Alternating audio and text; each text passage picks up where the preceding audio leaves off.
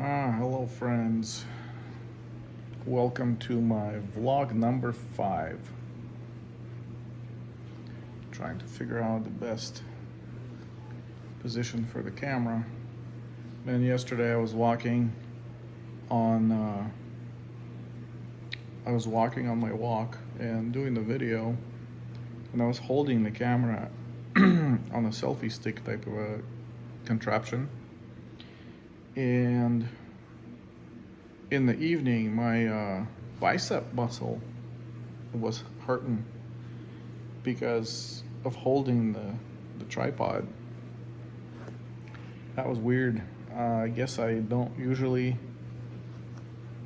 hold a tripod, or not tripod, a selfie stick. Did I say tripod? That's weird. Yeah, I guess new muscles came out and thought, hey, what is this abuse?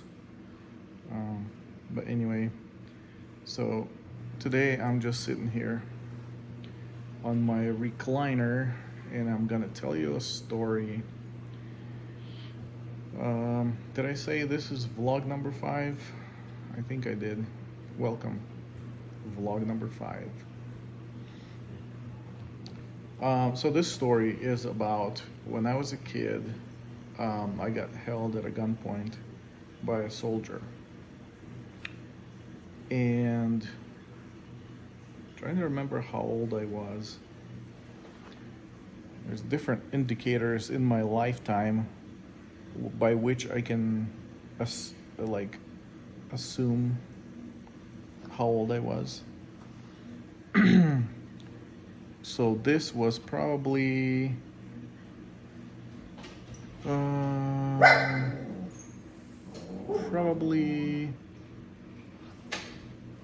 I might have been 9 or 10. I think probably 9 or 10. And in school this year, that maybe I was in 4th or 5th grade, 4th probably grade, I don't know. Or maybe 3rd, I don't know, something like that. There was this cool thing going on where kids would wear these military style purses, or like bags, that they might have gotten from a military friend, or I don't know. But there was a couple of kids that had them, and so everybody else wanted them. And somebody told me that you could get some if you sneak into the military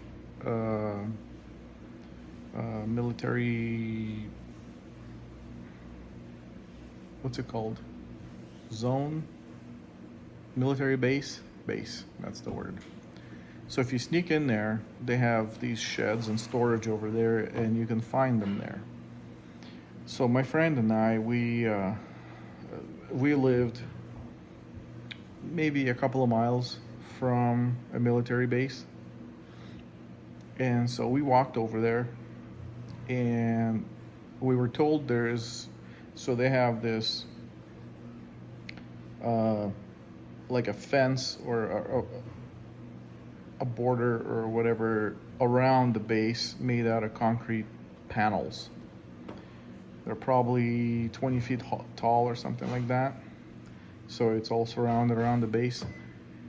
But there was places where the panels would not connect together, like one to the other, but one would go this way or this way, and the second one would stand out maybe a couple of feet this way and continue.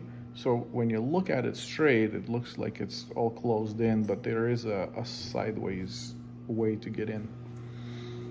And so we were walking along the border, or the fence or whatever, walking along it to find where the entrance was. And I don't know if we knew that there was an entrance, or if we were just looking for a way in. So after walking for a while, we found that entry area, and we snuck in there, and it was just this big flat area with all kinds of junk, like all kinds of military equipment, snow plows, and huge pots with lids, like metal pots, uh, military size, like probably, I don't know, what's what's a probably barrel size, like a regular barrel. You could probably empty it into one of those pots. Anyway, so we were walking around, looking around, making noise. We were like, open these pots, slam the lid back on, and just looking for these things. And so between the border, the junk, and on the other side, there was a bunch of storage garages, like a whole big line of them. So you couldn't see anything past them. So we were in this enclosed area, and we were just walking around looking at stuff, making a bunch of noise and throwing things and opening and slamming things. And after a while, we didn't find anything. And then all of a sudden, this soldier shows up, like full gear, with one of those rifles or whatever they're called, and he's like pointing right at us. He's like, "What are you doing here?" And we're like, "Oh, we're just looking for these bags." And he asked what we were doing, but he didn't really care what we were doing. We were trespassing. So he walked us over to one of the sheds, and he opened the door in there. Before he opened the door, he just put us there, and he's standing there and pointing this rifle at us. And I'm telling you, I don't think I've ever been as scared as I was that day. That was really, really bad. And this guy had no feelings. He had no no any kind of compassion that he's dealing with children. He was just full on, protecting the base from intruders. And so he we were crying and telling him that we were just trying to find these bags. We were not doing anything bad. He didn't care. His job was to secure us and call his commanding officer. So he stuck us in one of the sheds and closed the door. And so we're in there in the dark, crying, sobbing,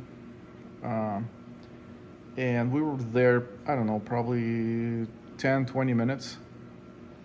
And then the guy in charge showed up, and he was a little more human and not the soldier.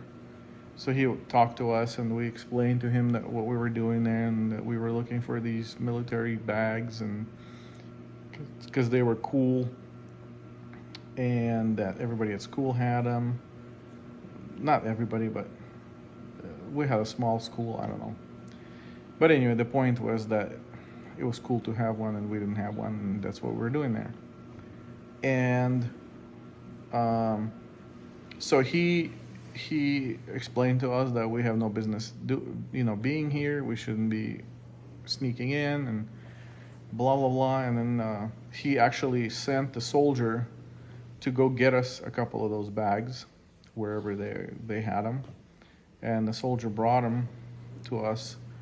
And then so we took them, and that commander guy or whoever was in charge, he let us walk back out through that opening, and we ran away. And wow, that was pretty scary.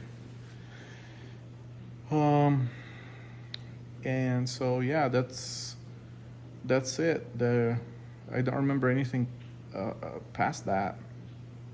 I know that we got those bags, and then we had them. I don't know if I took them took mine to school, or what I did with it. I don't know. But yeah, have you ever had somebody point a gun at you? Let me know in the comments. That's all I got for today. It's a short one.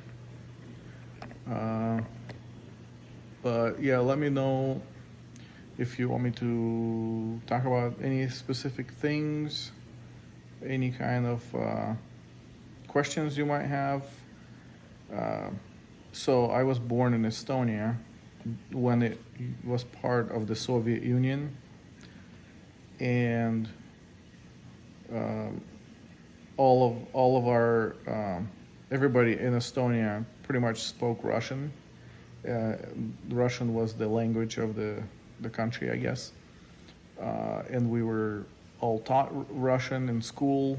Um, Estonian was also a language that we learned in school, but it was like a secondary language.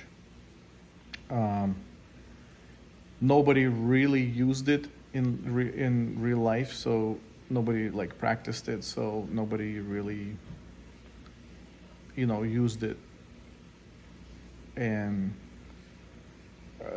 people like Estonian people that were really had generations of Estonians, they would speak Estonian between themselves, but they still had to use Russian to communicate in all the official places.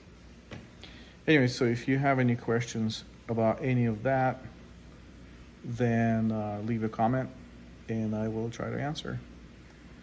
Okay, thanks for watching. Bye.